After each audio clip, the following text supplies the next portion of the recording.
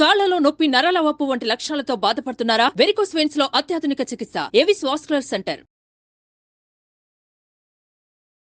నమస్తే రమగారు. నమస్తే జయ. రమగారు, తెనాలి రామకృష్ణ కథలు చాలా రోజులు అవుతుంది, ఒకటి ఏమైనా చెప్పుకుందామా? 2 చిన్న కథల్ని ఒక ఎపిసోడ్ గా చెప్దామా మరి? ఎందుకంటే తెనాలి రామకృష్ణ పెద్ద పెద్ద కథలు రావు, చిట్టి కథలు ఉంటాయి, బాగుంటాయి, సరదాగా పిల్లలకి వినిపించడానికి బాగుంటాయి కదా. వేరే ఇంకేం చెప్పద్దు, ఓన్లీ స్టోరీయే చెప్దాం. అట్లనే ఇక్కడ విజయనగర సామ్రాజ్యంలో రకరకాల, ఏ సామ్రాజ్యంలోనే ఏవో ఈతి బాధలు ఇబ్బందులు వస్తాయి కదా. ఈ ఈతి బాధలు ఏవో దొంగతనాలు బాగా జరుగుతూ ఉండేవట. కొంచెం సమ్మర్లో, ఎండాకాలము అందరూ బయట చల్లగా ఉంటుందని బయట పడుకుంటారు, లేదా మేడల మిద్దెల మీద పడుకుంటారు. ఇళ్లలో దొంగతనాలు ఇలా బాగా కనపడుతున్నాయి. దొంగతనాలని ఇక రాజుగారు ఏం చేశారు, రాయల వారు గస్తీలు పెంచారు, ప్రజలు బాధపడుతున్నారని. అయినా ఏదో చిన్నదో పన్నదో దొంగతనాలు జరిగిపోతూనే ఉండేవి. అయితే తెనాలి రామకృష్ణుడు ఒకరోజు ఆయన దీని నుంచి, సభ నుంచి తిరిగి వస్తుంటే ఆయనకి ఒక చెట్ల పక్కన తేళ్లు కొన్ని పాకుతూ కనపడ్డాయి. ఆయనకు ఒక ఆలోచన వచ్చి ఏం చేశాక, ఆయన మంచినీళ్ళు అది ఇట్లా చెంబు పుచ్చుకెళ్తారు. ఆ చెంబుని, ఆ మరచెంబు అనమాట, మంచినీళ్ళు పట్టుకెళ్ళి మనం బాటిల్స్ పట్టుకెళ్తాం కదా, ఆ మరచెంబులోకి ఓ తేలుని ఎక్కించుకున్నారు రోడ్డు మీద నుంచి. అదేముంది, అది మన ఏదైనా అడ్డం పెడితే అందులోకి వచ్చేసి వెళ్ళిపోతుంది. అవును, అంతే కదా. అట్టపెట్టెల్లో వాటిలో చిన్నప్పుడు మేము అలాగే పెట్టుకునేవాళ్ళు. తేళ్లు, కాళ్ళజేర్లు గొప్ప సరదాగా ఉండేది, దాచుకునే వాళ్ళ. దాన్ని వచ్చి అప్పుడు గాజు సీసాలు ఉండేవి, ప్లాస్టిక్ డబ్బాలు లేవు మా చిన్నప్పుడు, చాలా తక్కువ.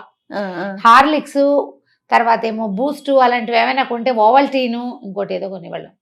ప్రోటీన్ ఎక్స్ ఉండేవి మా నాన్నగారి కోసం, ప్రోటీన్ ఎక్స్ బాటిల్, అంతంత బాటిల్స్, గాజు బాటిల్. దాన్ని అలాగా అందులోకి ఎక్కించి మూత పెడితే అది అటు ఇటు అటు ఇటు కొంచెం గాలి వచ్చేలాగా చేయటం, అది పైకి వస్తుంటే చిటుకని మూత మూసేయటం. గొప్ప సరదాగా ఉండేది. చేసేవాళ్ళం కోతి పనులు. చీమల్ని కూడా, గండు చీమల్ని ఎక్కించుకోవడం ఉంటాయి కదా, నల్లవి పెద్ద చీమలు. మేము తేళ్లు, పల్లెటూరుగా మాకేం భయాలు పెద్దగా ఏం లేవు, తేళ్లు కూడా చేసేవాళ్ళు. అంటే మేమే అంత కాదు కానీ ఎవరైనా చేస్తే దాని గొప్ప సరదా అనమాట. అయితే ఈయన ఏం చేశాడు, ఆ తేలుని తెచ్చుకున్నాడు, తీసుకొచ్చిన తర్వాత ఏం చేశాడు, చిన్న అగ్గిపెట్టె లాంటిది, అప్పటికి ఇంకా అగ్గిపెట్టెలు రాలా. ఓకే, కథల్లో అగ్గిపెట్టెలను రాస్తున్నారు కానీ అగ్గిపెట్టె కాదు, మనకి భరిణెలు లాంటివి ఉంటాయి కదా, చిన్నది, మన ఏమంటారు, ఏమైనా పెట్టుకునేందుకు వాటికి ఒక భరిణిలో వేసాడు. వేసి మూత పెట్టి దాన్ని గూట్లో పెట్టాడు. మామూలుగా దీపాలకి ఇప్పుడు మనకి ర్యాకులు అవి వచ్చినాయి, కానీ ఇదివరకు ఏముండేవి, గూళ్ళు ఉండేవి, గోడల్లోనే గూడల్లే కట్టేవాళ్ళు, సామాన్లు పెట్టుకునేవాళ్ళు. గూడు ఒకటి ఉండేది, దేవుడి గూడు, దీపం గూళ్ళు, దీపాలు పెట్టుకోవడానికి గూళ్ళు. ఆ దీపాల గూళ్ళన్నీ పైనంతా పొగచూరిపోయి ఉండేవి. పాతకాలపు ఇళ్ళు ఇప్పుడు కొంచెం తక్కువే చూస్తున్నాం, కనపడతాయి వాటిలలో. అయితే ఈ గూట్లో పెట్టాడు. పెట్టిన తర్వాత సరే 4-5 రోజులు అట్లాగే గడిచిపోయింది. పాపం దానికి ఆహారం లేదు, అలాగే బతుకుతూ ఉంది. అది ఎప్పుడు మూత ఇస్తారని చూస్తూ ఉంటుంది పాపం. 4 రోజుల తర్వాత ఏమైంది, వీళ్ళింట్లో ఒక దొంగ ప్రవేశించేసరికి వీళ్ళు రాత్రి పడుకున్నారు. కొంచెం గాలి కోసమని వరండా వైపుకు పడుకున్నారు. ఏదో సప్పుడైంది, వారింది, ఏమండి దొంగ వచ్చాడండి అనేసరికల్లా, ఏమేవ్ మా పెద్దన్నయ్య రింగు చేయించి ఇచ్చాడు, ఉంగరం జాగ్రత్తగా పెట్టేవా అన్నాడు. మీరు నాకెక్కడిచ్చారు అంది ఆవిడ వెంటనే. అదేనే దీపం గూడు లేదు, అందులో భరిణిలో పెట్టాను, తీసి లోపల పెట్టావా అంటే, దీపం గూడు జోలేకి ఎవడొస్తాడండి, దొంగ వస్తే మాత్రం వాడు భోషాణాలు అవి వెతుకుతాడు, మన భోషాణాల్లో ఏముంది, మన బొంద, దీపం గూడు జోడికి ఎవడు వెళ్ళడు, కాబట్టి అక్కడ ఉంటుందిలేండి, పర్వాలేదని. దొంగ అనుకున్నాడు, అమ్మా భోషాణాలు వెతికేవాడిని, అనవసరంగా టైం వేస్ట్, ఏవో దొరికినవి తీసుకోవాలి.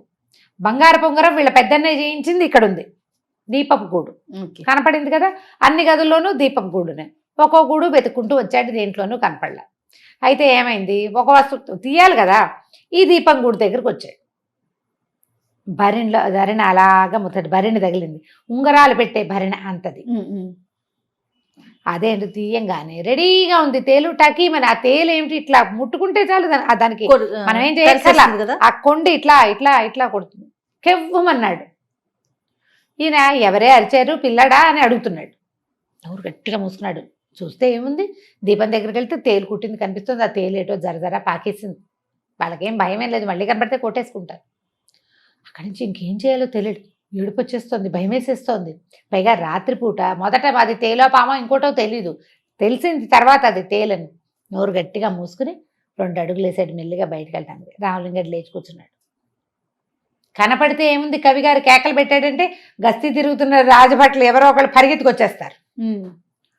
నోరు గట్టిగా మూసుకున్నాడు. మూలుగొస్తుంది, మూలుగు రాకుండా నోరు మూసుకుని నడుస్తుంటే పాపం పెద్దన్నయ్యకి ఉంగరం టైట్ అయినట్టుంది, బిర్రుగా అయింది పాపం, అందుకేనే మనకి ఇచ్చాడు అన్నాడు. వాళ్ళ ఆవిడికి నవ్వొచ్చింది, ఆవిడ కిసుక్కుమని నవ్వింది. వీడికి అర్థమైపోయింది ఈయన కావాలని ఆ తేలుని తెచ్చి అక్కడ పెట్టాడు, చచ్చిన వీళ్ళ ఇంటికి రాకూడదు, ఇంకోసారి ఫ్రెండ్స్ అందరికీ చెప్పాలనుకున్నాడు అనమాట. నోరు గట్టిగా మూసుకుని బయటికి వెళ్ళాడు. ఈ లోపల గస్తీ తిరుగుతున్న వాళ్ళు ఎవరో బయటికి వెళ్ళేదాకా భయం వేసింది వీడికి. బయటికి వెళ్ళేసరికల్లా ఒక ఒళ్ళు మర్చిపోతారు, చేయి విదిలించుకుంటూ నడుస్తున్నాడు. ఈ గస్తీ తిరుగుతున్న కాపలా వాళ్ళు ఎవరో చూసి అరే ఎవడో అక్కడ నడుస్తున్నాడు రా, ఎవర్రా కవి గారి ఇంట్లో నుంచి వస్తున్నాడని పట్టేశారు. ఇక్కడ తేలు కుట్టింది, అక్కడ దొరికిపోయాడు. వాడు అనుకుంటూ నాకేమి దొరకలేదు, కవి గారి ఇంట్లో తేలు కుట్టింది అంటే ఏం చేస్తారు, తేలు మంత్రం వేయించుకోవడానికి పంపించారు వాడిని. తర్వాత వాడి పాత దొంగల లిస్టులో వాడి పేరు రాసుకున్నారనమాట. పిల్లలకి చెప్పాలి ఏదైనా తప్పించుకునేందుకు అప్పుడు కూడా ఉపాయాలు ఉండేవి. ఇప్పుడే కాదు, మనం ఈ సినిమా చూస్తాం బేబీస్ డే అవుట్ కాదు, ఇంకొక పిక్చర్ ఏదో అదే పేరు మర్చిపోయింది, గుర్తు రావట్లేదు గబుక్కున. వాడి హోమ్ అలోన్ సినిమాలో అబ్బాయి ఎన్ని ప్లాన్లు చేస్తాడో దొంగల నుంచి తప్పించుకోవడానికి. పాత కథల్లో కనిపిస్తాయి అట్లాంటివి, మనకి జానపద కథల్లో కూడా కనిపిస్తాయి. ఇదో కథ ఇవాళది. రెండో కథ చెప్దాం చూడు. ఒకసారి తెనాలి రామకృష్ణుడిని సభకి రమ్మన్నారు. రాయల వారు వెయిట్ చేస్తున్నారు, ఈయన రాలా, ఎప్పటికీ లేట్గా వచ్చాడు. వచ్చేసరికల్లా ఆయన రాయల వారు అడిగారు, ఇంత ఆలస్యంగా వచ్చావేమిటి రామకృష్ణ, పొద్దున 10 నుంచి నీకోసం చూస్తున్నాం, ఇంత ఆలస్యంగా వచ్చావంటే మా చంటివాడు ఈ చిన్న అబ్బాయి చాలా గొడవ మహాప్రభు, వాడిని వదిలించుకొచ్చేసరికి ఈ సమయం పట్టింది, వాడు చాలా మారం చేశాడు ఇవాళ, మా ఆవిడ వాడిని హ్యాండిల్ చేయలేకపోయింది, నేనే హ్యాండిల్ చేయవలసి వచ్చింది, అంచేత ఇంత సమయం పట్టిందంటే ఆయన అన్నాడు, ఇంతకంటే సాకేం దొరకలేదా, పిల్లల్ని హ్యాండిల్ చేయడం కష్టమా ఏమిటి, పిల్లడు నేను సభకెళ్ళి వస్తాను అని చెప్పవు, పిల్లడికి ఏదైనా ఒకటి కావాల్సింది కొనిపెట్టడమో ఏదైనా ఒక వస్తువు చేతులు పెడితే వాడే ఊరుకుంటాడు, నీకు అది కూడా రాదా అన్నాడు ఆయన. ఇక్కడ మహామహుల్ని మట్టి కనిపిస్తావు నువ్వు, పిల్లాడికి చెప్పలేవు అనేసరికల్లా పిల్లలకి చెప్పడం చాలా కష్టం అండి అన్నాడు.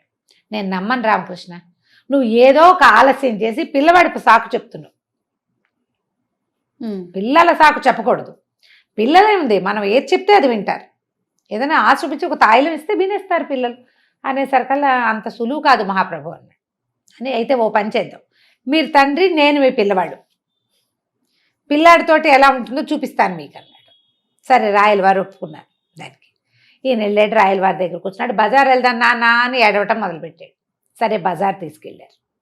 బజార్ తీసుకెళ్తే అక్కడ ఆ వస్తువు కావాలి ఈ వస్తువు కావాలంటారు కదా, ఒక చక్కటి చేతి సంచీలు అమ్ముతున్నాడు ఒకడు, ఇంత సంచి, అది ఇట్లా చంకకి తగిలించుకుని ఏమైనా వస్తువులు పెట్టుకోవచ్చు. ఇప్పుడు మనం పెట్టుకుంటాం కదా ఏమంటారు షోల్డర్ బ్యాగ్, అది షోల్డర్ది కాకుండా ఇట్లా పట్టుకునే సంచి అనమాట, రంగులు రంగులుగా అద్దకం వేసి ఎంతో బాగుంది. ఆ సంచి కావాలంటే ఏముంది, పిల్లాడు అడిగింది కొనిపెడితే వాడు మారం మానేస్తాడు, చేయి పుచ్చుకుంటాడు కాసేపు, చెయ్యి వదిలేస్తాడు కాసేపు, రోడ్డు మీదకి వెళ్ళిపోతాడు కాసేపు. పిల్లలు అట్లా చెయ్యరు, ఎంతసేపు కసురుకుంటూ కేకలేసుకుంటూ పిలుచుకుంటూ జాగ్రత్త చెప్తూ ఉండాలి. రాజుగారికి అర్థం కావట్లేదు, మరీ ఎక్కువ చేస్తున్నాడు రామకృష్ణుడు అనిపించింది. సంచి కొనిపెట్టారు. కాసేపు మారమ్మ అని పక్కన నడవడం మొదలుపెట్టాడు. ఇంతలో ఏమైంది, రోడ్డు మీద ఒక ఏనుగు వస్తుంది. ఏనుగు ఎక్కుతాను అని మారమ్మ మొదలుపెట్టాడు రామకృష్ణుడు. పిల్లలు అలాగే కదా చేస్తారు. ఆ మావిటి వాడిని పిలిచి ఏనుగుని ఎక్కించబోయి రామకృష్ణుడి మా పిల్లవాడిని అన్నారు. రామకృష్ణుడిని ఏనుగు ఎక్కించారు. తండ్రి గారు పాత్రలో ఉన్న రాయల వారు కూడా ఎక్కారు. కొంచెం దూరం వెళ్ళింది ఏనుగు. సరే దిగారు. దిగిన తర్వాత నాకు ఏనుగు కొనిపెట్టు అని ఏడ్చాడు. సరే ఏనుగు కొనిపెట్టడమే కదా, రాయల వారి చేతి నుంచి కడియం తీసి ఆ మావిటి వాడి చేతిలో ఏనుగు ఇచ్చేసి వెళ్ళిపో మాకు అన్నాడు. ఏనుగు ఇచ్చేసాడు. ఏనుగుని పుచ్చుకొని నడవాలి. ఆ ఏనుగుని సంచిలో పెట్టు ఇంటికి పట్టుకెళ్తాను అని ఏడవటం మొదలుపెట్టాడు ఈయన. బాగుంది. రాయల వారు ఏమిటి పిల్లలు ఇలా మారం చేస్తారంటే మరి అదే కదా, ఏనుగుని మడిచి సంచిలో పెడితే నేను చేత్తో పుచ్చుకెళ్తా, నేనే పుచ్చుకెళ్ళాలి చేత్తో. ఆయనకు అర్థమైంది పిల్లలతో ఇంపాసిబుల్గా ఉంటుంది అని. మా చిన్నబ్బాయి ఇదే అడిగాడు నన్ను, వాడికి రథం కావాలి, ఆ రథం వాడే తోలాలి, రథం వాడే ఇట్లా చిక్ చిక్ అనాలి. చిక్ చిక్ అంటే నడుస్తుందా అది, చల్ అనాలి, అది వాయిస్ కావాలి దాన్ని కొట్టాలి, దాన్ని ఏదో అనాలి. వీడికి రాదు, అది అడవట్లేదని ఏడుస్తాడు. మన పిల్లలు చేయరు ఇట్లా, ఖచ్చితంగా చేస్తారు. రాయల వారి పిల్లలు ఇలాగే చేస్తారని ఆయన అర్థం చేసుకుని, మీ అబ్బాయి మారం చేసినందుకే నువ్వు ఆలస్యంగా వచ్చావని నేను ఒప్పుకుంటున్నాను రామకృష్ణ, నువ్వే గెలిచావని చెప్పి ఓ 100 వరహాలు బహుమానం ఇచ్చి మీ పిల్లాడికి కావాల్సిన కొనిపెట్టమని 100 వరహాలు ఇచ్చి పంపించాను. పిల్లలు ఎంత మారం చేస్తారో, ఎన్ని రకాలో. రాక్షసి ముద్దుగా ఉంటుంది. ఇప్పుడు కొంచెం ఏడుపులు తగ్గినాయి, కాస్త పెద్దదైంది. 1 year బేబీ గ్లాస్ పాటుకుని అదే పాలు తాగాలి. ఆ గ్లాసు అంతెత్తు గాజు గ్లాసు, అదే గ్లాస్ ఇంకది. తాగాలి. ఆ గ్లాస్ తోటే తాగాలి, అదే పట్టుకు తాగాలి. పిల్ల పిచ్చిక చిట్టి పిల్ల. ఆ గ్లాస్ జారి పడితే అసలు గ్లాస్ మొయ్యలేదు అది. కానీ ఎంత ఏడ్చేదో, నేనే తాగాలి, నేనే తాగుతాను. అట్లనే ఉంటారండి పిల్లలంతే మారం, అవును. అలాగే చేస్తారు. కాబట్టి పిల్లల మారాములు ఇలా ఉంటాయి. ఎదుటి వరకు చెప్పడానికి ఈజీగా ఉంటుంది. ఏముంది పిల్లల్ని హ్యాండిల్ చేయడం కష్టం అంటే, మనకేమవుతుందంటే మనం ఎలా అనుకుంటాం, మన పిల్లలు చేసే మారాములు మనకు అలవాటు ఉంటాయి. అవును. కొత్త వాళ్ళ పిల్లల్ని చూస్తే ఏమనిపిస్తుంది, అబ్బా మా పిల్లలు ఇట్లా కాదమ్మా అనిపిస్తుంది. కొంచెం పిల్లలు పెరిగాకంటే మరీ చెప్పేస్తాం ఇంకా అసలు మా పిల్లలు ఇట్లా చేయలేదంటాం. మా పిల్లలు ఇట్లా చేయలే, చిన్నప్పుడు ఏమీ చేసేవాళ్ళు కాదు, అవునవును. మా పిల్లలు చాలా బుద్ధిగా ఉండి, ఏమిటో ఈ కాలంలో పిల్లలు అలా మాట్లాడుకుంటాం. కానీ ఎవరి పిల్లలు మారం వాళ్ళ ప్రాణానికి ఎక్కువే మెల్లిగా ఇప్పుడు ఎలాగో చెప్పుకోవాలి. అంతే. ఈ 2 చిన్న కథలు తెనాలి రామకృష్ణ కథలు పిల్లలకి చెప్పండి. తప్పకుండా రమ్మగారు. నమస్తే. నమస్తే చెప్పు.